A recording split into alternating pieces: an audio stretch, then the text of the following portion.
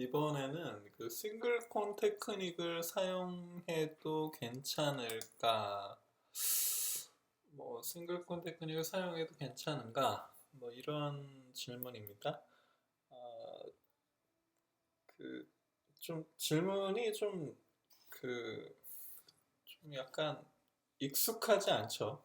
익숙하진 않은데 그 뭐 찬찬히 살펴보겠습니다. 싱글콘 테크닉이라는 건 이제 쿼터퍼처 하나를 넣고 그대로 이제 끊어서 그 상태 그대로 이제 코어를 하는 거일 텐데 어,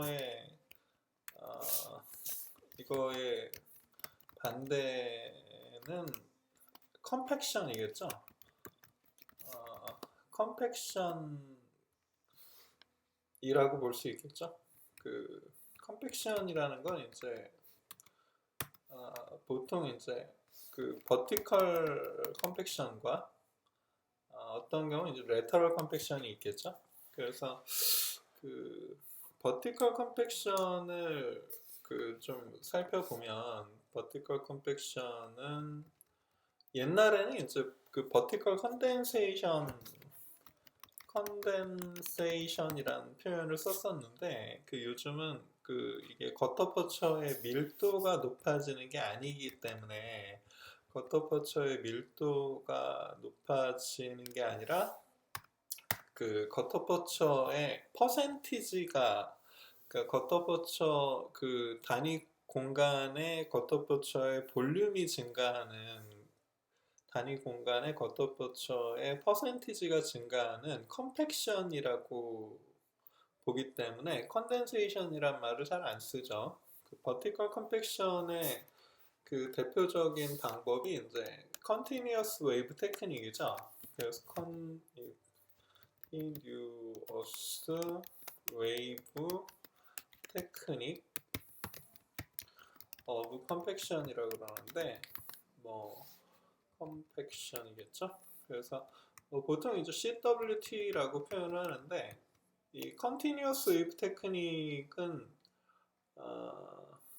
그거죠.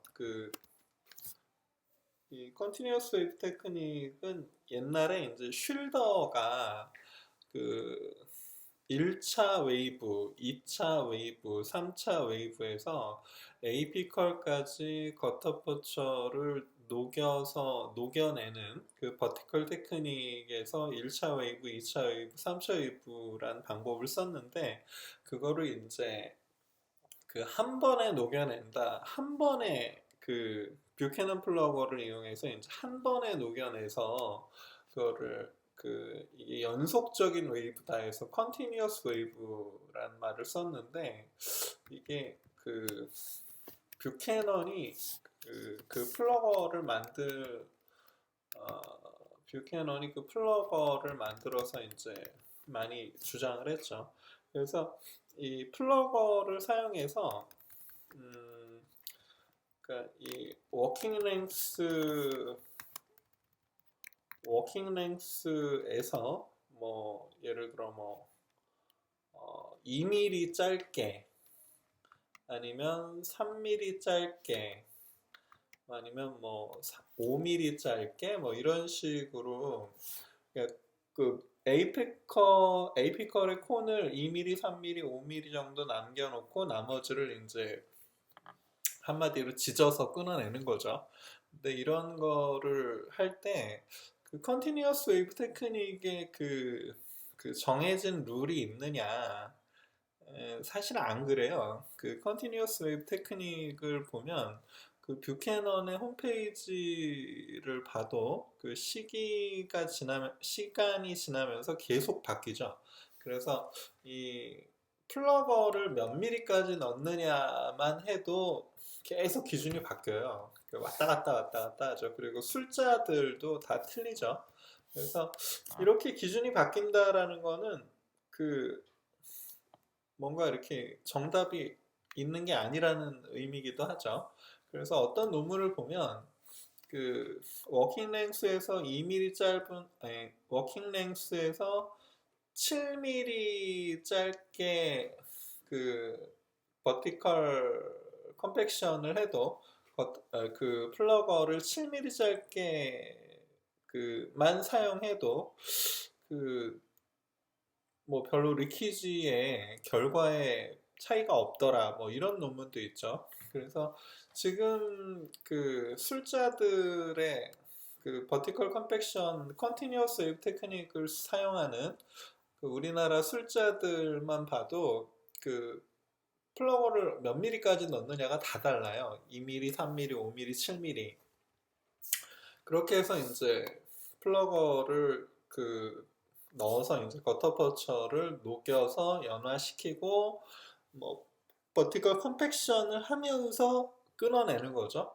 근데 이 끊어내는 방법도 예를 들어 3mm까지 워킹 렉스에서 3mm 짧은 길이까지 넣는다 해도 이걸 넣을 때 또 그 3mm까지 스트레이트 완전 직진으로 녹여내는 술자도 있고 3mm 전에 그 한 6mm 정도에서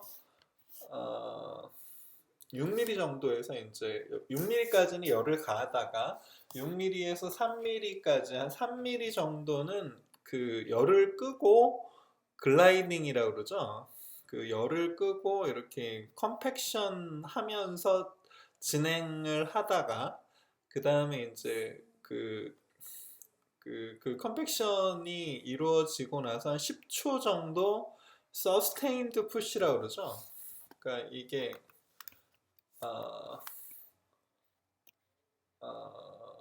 GP 컴팩션을 이게 글라이딩 쿨 글라이딩이라고 그러나요? 플러거를 끄고 한 3mm 정도 그 에이피컬로 진행하는 걸 그걸 해서 이제 겉터퍼처 컴팩션을 이루고 그리고 한 10초 정도 서스테인드 푸시라고 해서 10초 정도 누르고 있는 거죠. 그 다음에 이제 그 한 번에 이제 떼어내는 거죠. 그건 영어로 뭐라고 하는지 모르겠는데 순간적으로 이제 제거를 하죠. 그래서 이런 과정을 통해서 이제 그 겉터퍼처 컴팩션이 이루어진다라고 이제 주장을 하고 실제로 이런 테크닉이 오래 사용돼 왔는데 그러고서 이제 그다음 백필을 하죠. 백필은 뭐 보통 이제 옵추라 2나 뭐 듀오 알파 베타 뭐 이런 거를 사용해서 이제 쭉 짜서 겉터퍼처 총알을 이제 그 총에 넣고 이제 쭉 짜서 이제 백필을 하는 건데 근데 이게 이 겉터퍼처 컴팩션 플러거를 사용한 겉터퍼처 컴팩션이 과연 쉽냐 이거죠. 쉽냐 이게 사실은 그렇게 쉽지 않죠. 테크닉이 필요하고 또 안전하냐 그렇게 또 안전하다고 보기도 힘들죠. 그래서 이게 과연 임상에서 그만한 효용이 있느냐 그게 좀 그렇죠. 그리고 백필도 마찬가지예요. 백필도 이게 정말로 쉽냐 보이드가 꽤 잘생기는 게 백필이죠. 그리고 이게 정말로 안전하냐 이게 좀 뭐 그래도 겉터퍼처 그러니까 그 컴팩션 플러거를 사용한 컴팩션보다는 안전한 편인데 이게 아주 안전하다고 보기도 좀 이 백필 그러니까 심지어 어떤 경우도 있냐면 겉터퍼처를 열심히 컴팩션을 하고 순간적으로 제거하는데 겉터퍼처가 통째로 나와버리는 경우도 있죠. 그러면은 통째로 나오게 되면 나온 걸 알아야 되는데 그걸 모르고 이제 백필을 하는 경우도 있죠. 왜냐하면 사람이니까 임상가도 사람이잖아요. 그래서 이게 정말 어이없는 실수들이 많거든요. 그리고 이 플러거를 사용하면서 또 그, 아, 그 화상을 입을 수 있죠. 그러니까 PDL이 화상을 입을 수도 있고, 또 뭐 입술 같은 거, 입술 부위가 화상을 입을 수도 있고, 그래서 이 버티컬, 이 컨티뉴어스 웹 테크닉이라는 게 그 예를 들어 엔도만 한다. 예를 들어 엔도에만 집중할 수 있다면 사용할 수 있을 것 같아요. 그 엔도에만 집중을 할 수 있다면 임상가들이. 그런데 그 대한민국의 개원 현실이라는 게 그렇게 녹록지가 않죠. 그래서 엔도만 하는 게 아니에요. 그리고 아무리 고퀄이라도 위험하거나 노력 대비 효과가 적으면 좀 그 가치에 대해서 회의적일 수밖에 없죠. 회의적일 수밖에 없어요. 그래서 이제 버티컬 컴팩션이 그 점점 이제 그 줄어들죠. 버티컬 컴팩션이. 버티컬 컴팩션 말고 또 레터럴 컴팩션이 있죠. 레터럴 컴팩션. 레터럴 컴팩션은 그 학부 시절에 제일 처음 배우는 게 그 레터럴 컴팩션이죠. 스프레더를 사용하는 건데 스프레더를 사용해서 공간을 만들고 그 공간에 다시 이제 콘을 넣는 거죠. 근데 스프레더를 사용해서 만든 공간에 콘이 그대로 들어가느냐, 완벽하게 그 공간을 따라서 그 채우느냐, 이것도 또 만약에 공간을 만들었는데 콘이 그걸 다 채우질 못하면 그게 또 리키지에 일조를 할 수가 있죠. 그리고 그 레터럴 컴팩션은 또 시간이 좀 더 약간 더 오래 걸릴 수 있죠.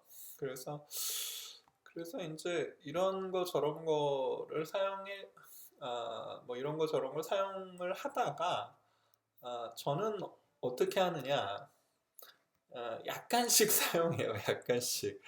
그러니까 저는 이걸 그 사람이 이렇게 그 조금씩 그 여기 약간 걸치고 저기 약간 걸치고 막 이러는 그 약간 비겁함도 필요할 때가 있죠. 그래서 어떻게 사용하냐면 그 일단 기본적으로 싱글 콘을 넣어주죠. 그리고 싱글 콘을 넣으면서 그 혹시 여분의 공간이 있으면 그 액세서리 콘도 좀 넣죠.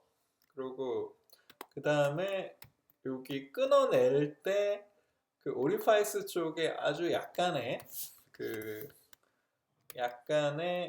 버티컬 컴팩션을 해주죠.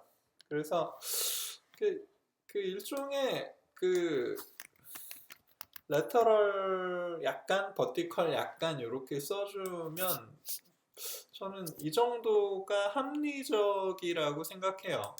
거기다가 이제 그 NTA 실러, 칼슘 실리케이트 실러라고 하는 이 정도를 사용하는 게 그 나름 그 쉽고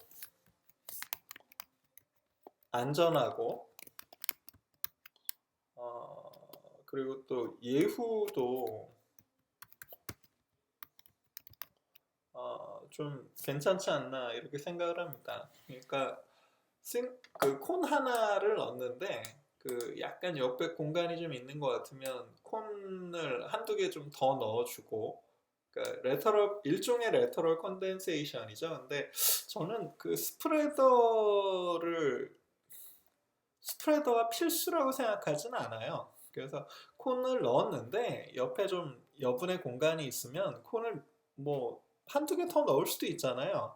저는 그게 레터럴 컴팩션이라고 생각을 합니다. 어차피 그 스프레더를 쓰더라도 그 콘이 막 이렇게 그 콘의 단면이 막 변화하면서 콘의 단면이 막 이렇게 그 스프레더 자국에 의해서 막 이렇게 그게 그 동그라미에서 그 옆에 이렇게 그 애플 파먹은 것처럼 이렇게 막 눌리고 이러는 게 아니에요. 그거는 이제 그랬으면 좋겠다라는 그랬으면 좋겠다라는 바램인 거고, 실제로는 그냥 그 겉터버쳐 그 무슨 콘이라고 그러죠? 마스터 콘이 약간 옆으로 그 스프레더에 의해서 밀리는 거예요. 그래서 저는 액세서리 콘 자체가 스프레더 역할을 한다고 생각을 합니다. 그래서 그래서 액세서리 콘을 그 약간 넣어주고, 안 들어가면 많은 거고요. 그리고 그거를 지져서 오리파이스에서 끊어내면 이제 한 1, 2mm가 겉터버처가 녹진녹진해지잖아요.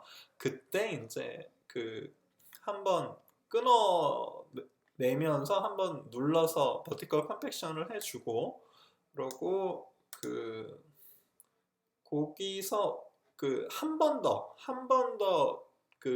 그 오리파이스 부위의 겉터버처를 한 번 더 끊어내면서, 그러니까 두 번 컴팩션을 해주는 거죠. 그리고 이런 과정이 그 MTA 실러를 사용한 상태로 이런 걸 해줘요. 그래서 이 정도가 쉽고 안전한 게 아닌가라고 생각을 합니다. MT 실러는 이제 엔도실 실러를 사용을 하고요. 그래서 이 엔도실 실러를 사용을 하는 이유가 뭐 여러 가지가 있겠죠. 근데 이거는 뭐 예를 들어 논문이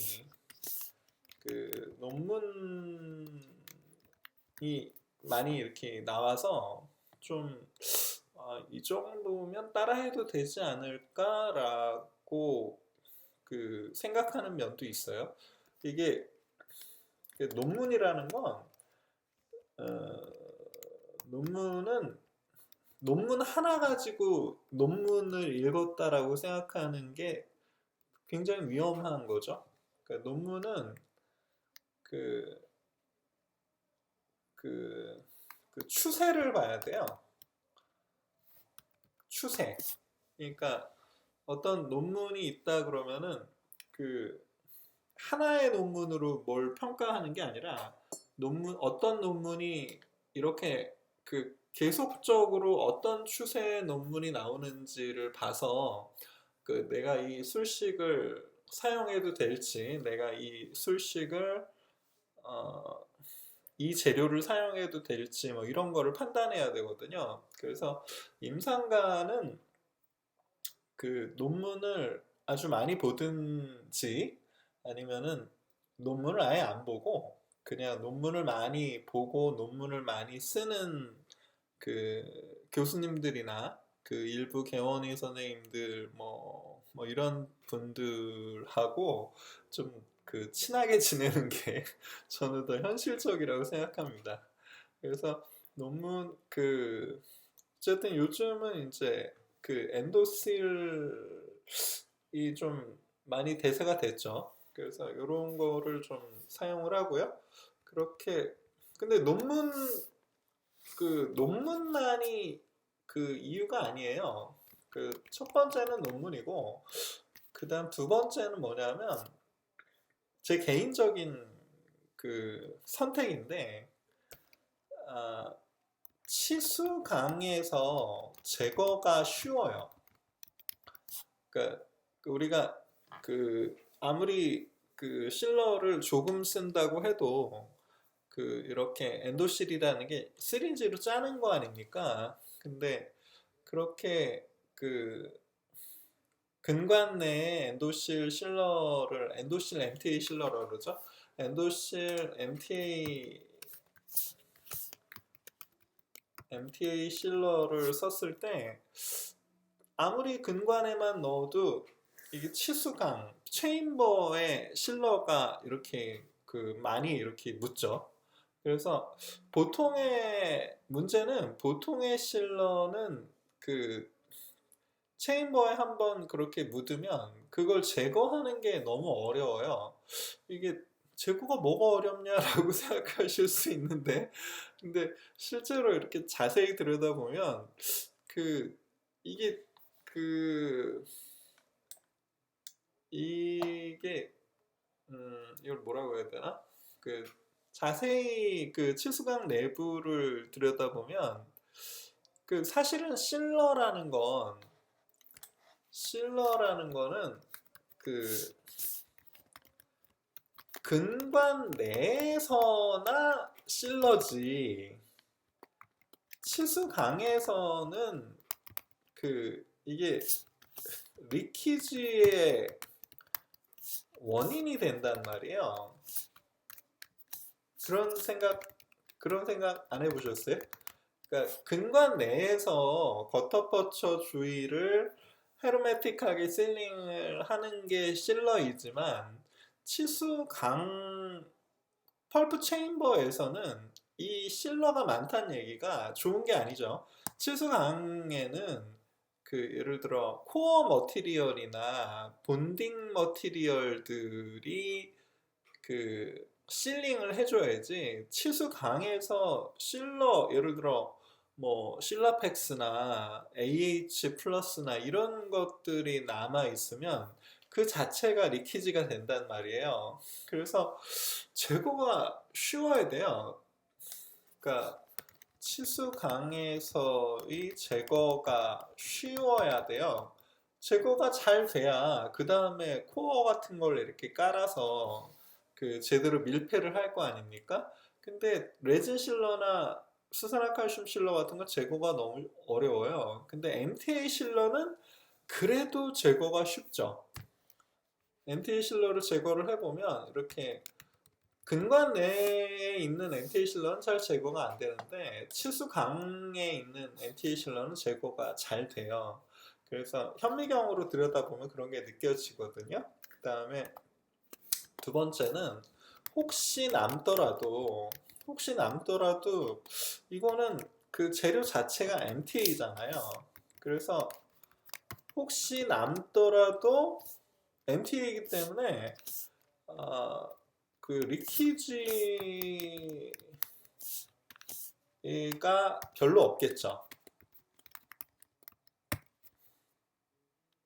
별로 없겠죠. MTA니까 MTA라는 재료는 어디에 있더라도 그게 강도의 문제는 있을지 몰라도 그 자체가 리키지에 아주 특성화되어 있는 그 리키지에 매우 강한 재료이기 때문에 그래서 이 치수강에서의 제거가 쉽고 혹시 남더라도 리키지에 강하다는 얘기가 뭐냐면 한마디로 체어 타임을 줄인다는 거예요.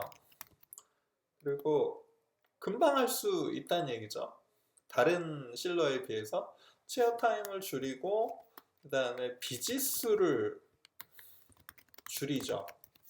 그러니까 체어 타임도 줄지만 금방 그 펄프 체인버를 치수강을 깨끗하게 정리할 수 있기 때문에 그 코어를 하기 위해서 실러가 굳은 다음에 코어를 하기 위해서 환자를 따로 부르는 비지수를 그런 비지수를 줄일 수가 있죠.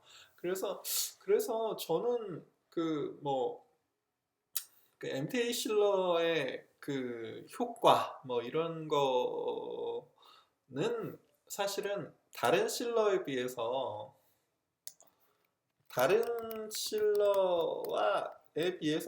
그 뛰어나지 않더라도 비슷하기만 하면 저는 만족하고 쓸 것 같아요. 그래서 지금 MTA 실러가 좀 뭐 얼마나 뛰어난지는 모르겠지만 하여튼 뭐 임상적으로 큰 문제를 일으키지 않기 때문에 저는 빨리 그 어, 체어 타임을 줄일 수 있고 술식이 쉬운 MTA 실러를 쓰고 있는 거죠. 그런데 그러면 MTA 실러가 최고냐? MTA 실러 만만세 하고 끝나면 되느냐? 그렇지가 않아요. 이게 정말로 주의해야 하는 부분이 있는데 이 넘기지 마세요. 이게 에, 이거 날라갔다. 이, 음, 이 MTA 실러를 사용할 때 가장 주의할 부분이 제발 넘기지 마세요. AP 컬 에이펙스 밖으로 넘기지 마세요. 이게 넘기는 버릇이 들면 습관이 생기면 이게 세상 일 모르지 않습니까? 혹시라도 하악관이나 맨디뷸라 캐널이나 또 뭐가 있죠? 멘탈 러브 근처에 혹시라도 그쪽으로 넘어가면 아주 힘들어질 수 있거든요. 그러니까 이게 아주 힘들어질 수 있어요. 그래서 이런 거를 좀 피하셔야 돼요. MTA 실러가 아니더라도 MTA 실러 뿐만 아니라 수산화칼슘 있죠? 칼슘 하이드록사이드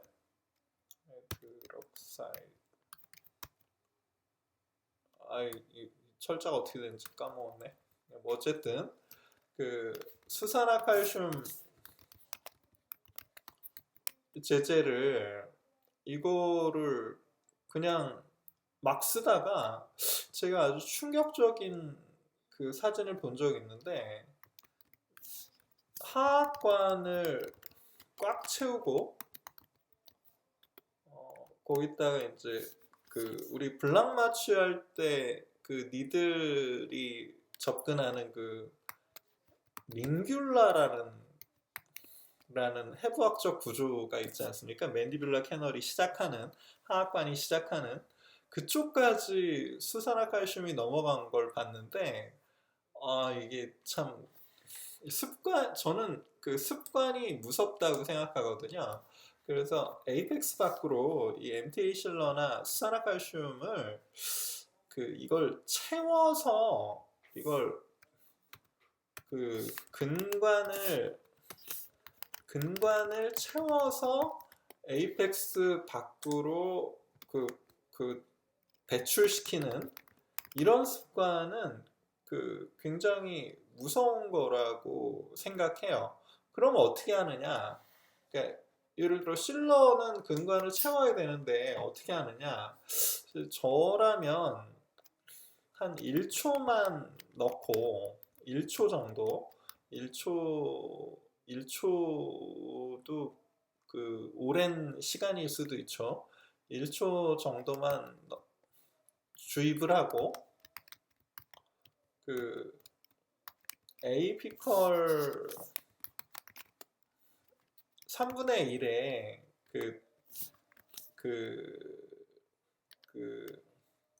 에이피컬 3분의 1에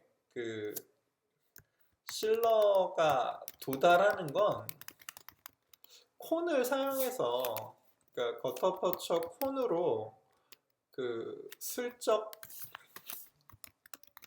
밀어주는 게 그 안전하지 않을까. 그러니까 그렇게 생각합니다. 이게 그, 그 사람이 이렇게 그 임상을 할 때는 비겁할 때, 비겁해야 할 때 비겁할 줄 알아야 돼요. 그래서 그, 이렇게 그걸 주사기로 짜서 그걸 채우려고 하지 마시고 그냥 적당히 오리파이스에 넣은 다음에 거터퍼처 콘으로 이렇게 밀어서 그 뭐라 그러죠? 펌핑해서 그 넣어주는 게 그 펌핑도 너무 많이 하지는 마시고요. 예, 조금만 해서 쓰는 게 그게 좋지 않을까 생각을 합니다. 그래서 그 오늘의 주제가 뭐였더라? 싱글콘 테크닉을 사용해도 되는가? 싱글콘 테크닉을 사용해도 되는가? 저는 그리 나쁘지 않다고 생각해요. 는 방법. 그러니까 이 싱글콘에 약간의 그 빈 공간이 있으면 콘을 좀 추가해주고 그리고 끊어낼 때 약간 버티컬 컴팩션을 오리파이스 부위에만이라도 그러니까 이 레터럴 방법은 그 혹시 그 빈 공간이 있으면 이제 혹시 그 주로 이제 그 미들 3분의 1이겠죠? 레터럴 방법은 이제 미들 3분의 1에서 효과가 있는 방법일 것 같고 버티컬은 코로널 3분의 1에 효과가 있는 방법일 것 같아요. 그리고 이런 방법은 꼭 그 MTA 실러랑 궁합이 잘 맞아요. 이런 싱글콘이. 그래서 MTA 실러를 사용해 주는 게 좀 더 유리할 것이고 대신에 MTA 실러는 그 절대 넘기지 마세요 라고 정리를 해 드리고 싶습니다. 그리고 이런 근관 충전은 그렇게 중요한 게 아니에요. 근관 충전은 핵심이 아닙니다. 이게 무슨 얘기냐면 근관 충전은 그냥 확인 과정일 뿐이에요. 뭐의 확인 과정이냐? 클리닝 앤 쉐이핑에 내가 클리닝 앤 쉐이핑을 제대로 했는지를 그러니까 예를 들어 나이트아이로 근관 확대 성형이 잘 되고 그리고 그 NaOCl로 근관 세척이 잘 되고 그랬는지를 확인하는 과정일 뿐입니다. 그래서 그 무슨 근관 충전 열심히 한다고 모양이 잘 나오고 그렇지는 않아요, 사실은. 그냥 잘 나올 만한 건 잘 나오고 모양이 잘 안 나오는 거는 아무리 정성을 들여도 잘 안 나옵니다. 모양이 중요한 게 아니거든요.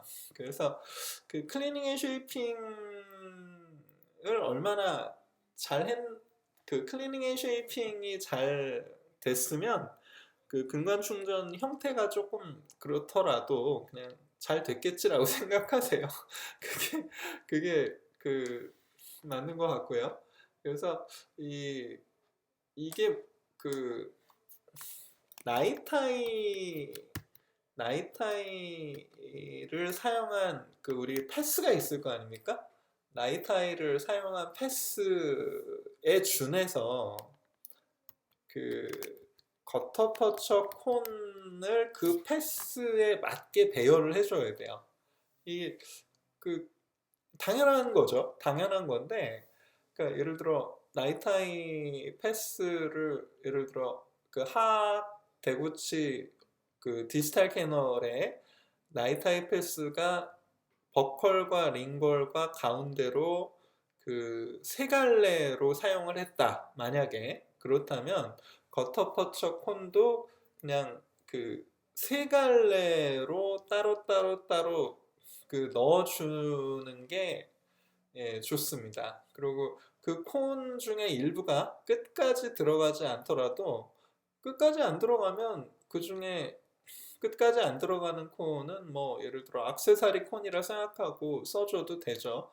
그래서 저는 그 나이타이를 사용한 숫자가 나이타이를 사용한 패스를 잘 기억을 해서 그 패스에 맞춰서 그 패스에 준해서 버터퍼처 콘을 그 배열을 해주는 게 삽입을 해주는 게그 그 어떤 뭐 측방가압이든 수직가압이든 어떤 가압법을 쓰는 것보다 훨씬 더 중요하다고 생각을 합니다. 예, 오늘은 여기까지 하겠습니다. 예, 오늘도 횡설수설, 어제도 횡설수설 뭐 이러고 살고 있습니다.